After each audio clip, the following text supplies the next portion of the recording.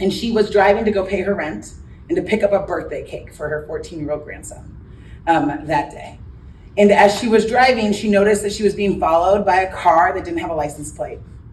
Within minutes, it happened where the car put their lights on, she got boxed in, and she was pulled over. She had no information about what was happening. The people got out of the car, they had vests on that said police. They started banging on her window, telling her to open her door. She was scared. She has asthma. She didn't know if tear gas was going to be used on her. She watches TV like everyone else. When she didn't respond, they broke her window and pulled her out of her car.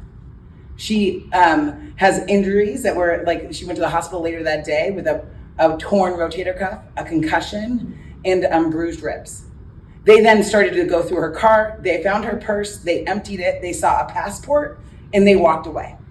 And they left her there with no resources or no help and injured on the side, like in a parking lot.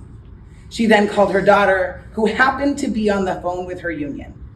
And I think that part is important because the reality is this is happening to people every day here in Oregon, and they may not be part of a union. They may not have a place that knows exactly what to do to call PERC, to get legal observers, to send people to support her, take her to the hospital, and make sure her story gets told. There is stories like this happening every day, not just in Minnesota, but in our backyard here in Oregon. And not all of those stories are being told. And so as we think about what we need to do, that story is about what is happening in our backyard. And so today we're here, and with our support of congressional delegation saying like this has to stop because it's making our members, our community members, our neighbors unsafe.